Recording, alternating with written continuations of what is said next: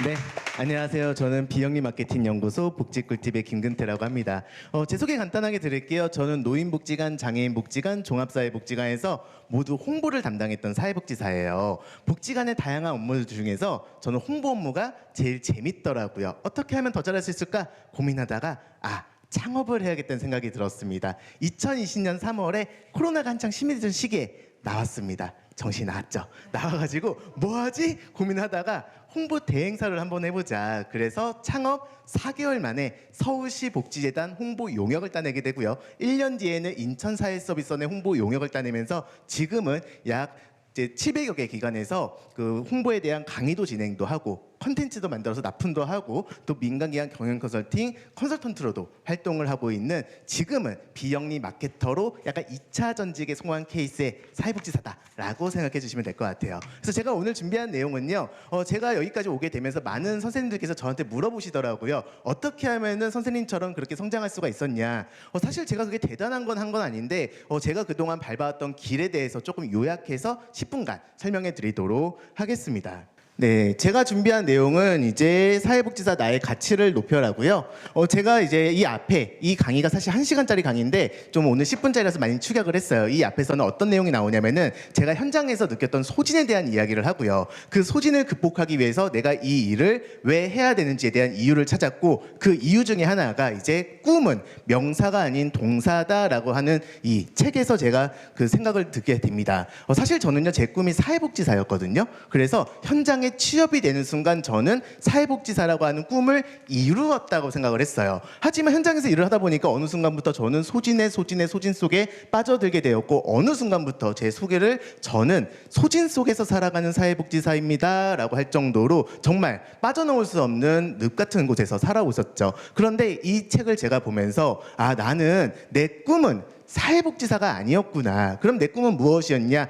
누군가 도움이 필요한 사람에게 도움을 줄 수 있는 존재가 되는 것, 그 자체만으로도 나는 꿈이 있었구나라는 생각을 하게 되었습니다. 그래서 저는 제 자신을 다시 정의하게 됩니다. 저는 사회복지사에서 사회에 유익한 일을 할 수만 있다면 그것만으로도 나는 내가 갖고 있는 꿈을 실천하는 길이라는 생각을 하게 되었습니다. 그래서 저는 어떻게 변화가 되었냐면은 지금 상황에서 내가 바꿀 수 있는 것들을 고민하게 되었습니다. 현 상황에서 저는 바꿀 수 없는 거, 작은 키, 좀 짧잖아요, 그렇죠? 그리고 평균적인 얼굴, 남자들은 스스로 다 평균이라고 생각을 합니다.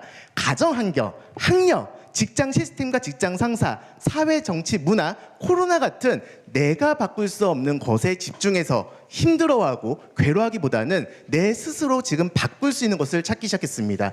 내 바꿀 수 있는 것들이 무엇일까 생각했을 때 관리되지 않았던 외모라던가 망가진 생활 습관, 합리화, 핑계대는 마음들, 그리고 성장이 없는 주변 환경, 그리고 내 최종 학력은 내가 노력할 수 있다면 충분히 바꿀 수 있는 것이라고 생각을 하게 되었죠. 자, 그래서 자기 관리를 하기 위해서 관리되지는 않은 외모를 좀 더 관리하게 되었습니다. 옷도 조금이라도 깔끔하게 입기 위해서 노력을 했었고요.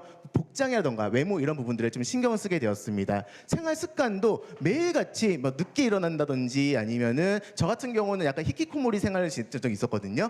PC방 속에서 빠져나오지 못하고 2년간 폐인 생활을 했던 적이 있었는데 그런 망가진 생활 습관을 벗어나서 하루에 한 번 1분간 무언가 자기 성장을 위해서 나에게 도움이 되는 무언가를 매일같이 하게 되었습니다. 저 같은 경우는 공부를 해서 사회복지를 공부해서 블로그 포스팅을 하는 것을 하루에 한 번 1분간 하는 습관을 지금도 계속해서 하고 있고요.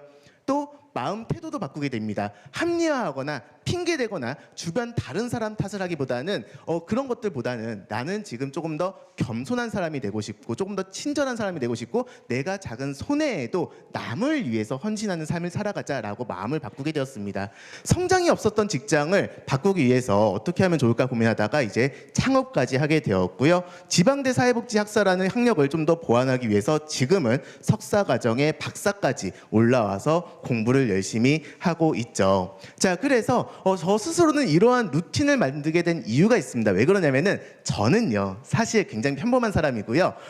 미룰 수 있으면 끝까지 미루는 저는 INTP입니다. 그렇기 때문에 제 자신을 믿을 수가 없는 거예요. 그래서 제 의지를 믿지 말고 그냥 매일 이 시간에는 무엇을 하는 것, 습관을 만들어서 그 습관을 이루어가는 것을 저는 목표로 두었습니다. 왜? 나는 미룰 수 있을 때까지 미루는 사람이기 때문에. 그래서 블로그를 운영을 하게 됩니다. 블로그에다가 하루에 한 번씩 공부를 해서 올리게 됐고요. 지금 같은 경우는 이 블로그 운영이 조금 어려움이 있어가지고 카카오톡에 오픈 채팅방을 만들어서 전국의 사회복지사 1,300명 정도 가입되신 분들께 매일같이 홍보 관련된 트렌드나 정보나 사례들을 공유하고 있습니다. 또 제가 강의를 갔다 오고 나면은 매일같이 홍보를 합니다. 그래서 오늘 어디서 무슨 강의를 했고 어떤 반응이 있으셨는지 매일같이 블로그나 페이스북이나 각종 홍보 채널에 올리게 되었죠. 그래서 지금은 제가 연간 252회 정도는 강의를 나갑니다. 보통 이제 이 정도면은 1년에 이제 2달이 빠지거든요. 1월, 2월 그러면은 10개월간 이제 죄송합니다. 10개월간 한 252회 정도 강의를 나가는 강사가 되었고요. 또 후기를 항상 받습니다. 그래서 제 강의가 어땠는지, 만약에 제 강의에 부족함이 있다면 보완해야 되고 또 뭔가 수정이 필요하기 때문에 항상 수강생분들께 물어보거든요. 제 강의 어떠셨는지. 그러면은 어떨 때는 좀 제가 듣기에 좀 불편한 얘기도 나와요. 그러면 처음에는 속상하겠지만 다시 한번 어떻게 하면 이러한 후기를 받지 않을 수 있을 것인가, 좀 더 성장할 수 있을 것인가 고민하면서 성장하고 있죠. 또 제가 만나는 모든 분들께 조금이라도 진정성 있는 응대를 하기 위해서 노력을 합니다. 예를 들어서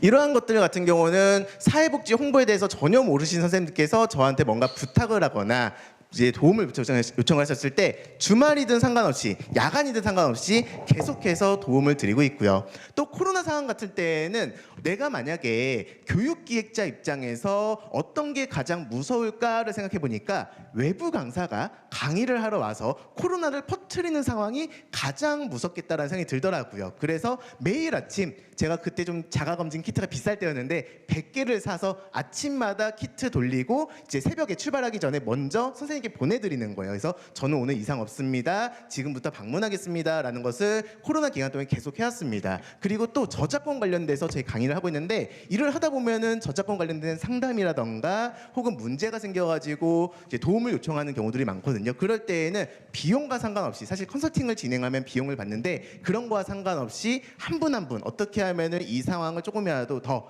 타개할 수 있는지에 대해서 알려드리고 있죠. 자, 그래서 저는 이런 식으로 제 자신을 바꾸게 되었고요. 제 자신을 이렇게 4가지 카테고리로 바꾸게 됩니다. 먼저 첫 번째는 정보의 통로를 여는 것이었어요. 그래서 사실 사람은요, 아는 만큼 보이고 보이는 대로 믿으며 그리고 믿는 대로 행동하게 됩니다. 그래서 제 주변을 최대한 성장할 수 있는 정보가 가득하게 만들었어요. 그래서 저 같은 경우는 유튜브 채널에 재미있는 채널들을 구독을 하지 않습니다. 재미없고 딱딱하고 공부하는 채널들로 지금 거의 90개 채널이 다 구독이 되어 있거든요.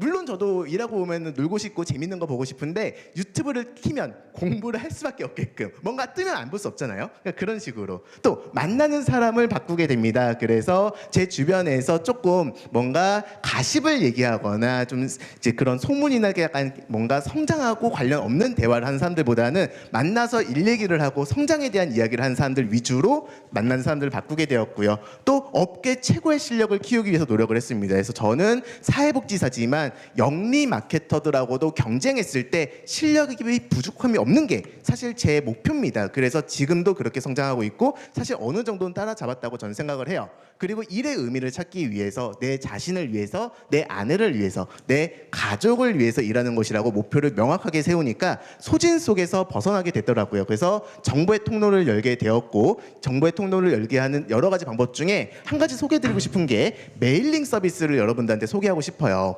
구글 알림이라고 하는 서비스가 있습니다. 여기에다가 특정한 키워드를 넣으면요, 일주일에 한 번, 하루에 한 번 원하시는 빈도에 따라서 여러분들한테 특정 키워드가 들어간 메일 그리고 뉴스를 다 보내올 겁니다. 그러면 여러분들이 앉은 자리에서 이 지역에 있는 이 키워드에 맞는 트렌드가 어떻게 돌아가고 있는지 볼 수가 있는 거죠. 또 만나는 사람도 이렇게 바꾸게 됩니다. 그래서 김종원 선생님이죠. 이 선생님 뵙기 위해서 제가 그때 경기도 광주에서 일했는데 서울에 오고 수업 듣고 집에 가면 새벽 1시였어요. 1년을 쫓아다니게 됩니다. 그래서 그렇게 열심히 쫓아다니고 또 여기 계신 선생님들도 이화여대 박사과정이신 분들이거든요. 박사과정 선생님들 뵈면서 나도 박사 가야겠다. 되게 똑똑하시네. 박사 가면 똑똑해지겠구나. 저는 똑똑해지지 않더라고요. 그럼에도 불구하고 이렇게 박사로 올라올 수 있었고 또 서울장복팀장님, 휴먼 임팩트 팀장님, 충남문화재단 팀장님입니다. 이분들 만났을 때 다 일반 사회복지사였는데 지금은 다 자기 분야에서 성장하셨죠. 그러니까 이렇게 만나는 사람을 바꾸니까 저도 고민하는 지점이 달라지게 되더라고요. 자, 그래서 지금은 제가 이런 분들과 함께 할 수 있다는 것, 또 우리 작가님들과 함께 할 수 있다는 게 정말 정말 영광이고요. 그리고 또 제 스스로가 저를 중심으로 모이는 커뮤니티도 만들게 되었습니다. 그래서 이분들과 매일매일 홍보를 공부하고 있죠. 자, 그래서 저는요 이제는 누구나 할 수 있는 대학 졸업에서 석사, 박사까지 올라갈 수 있었고 사회복지 기관을 이제 다니는 재직하는 사회복지사에서 홍보 담당에 이제는 홍보 대행사 차원까지 하게 되었고 단지 SNS를 하는 것만이 아니라 커뮤니티를 가입하다가 이제는 커뮤니티를 운영하는 단계로 넘어갔었고 블로그를 운영하다가 이제는 복지 관련된 게시글을 작성했고 이제는 복지 꿀팁 브랜드와 상표권 등록까지 하게 됩니다. 자, 그래서 저는 이렇게 성장하기 위해서 단계를 밟아가고 있는 사회복지사예요.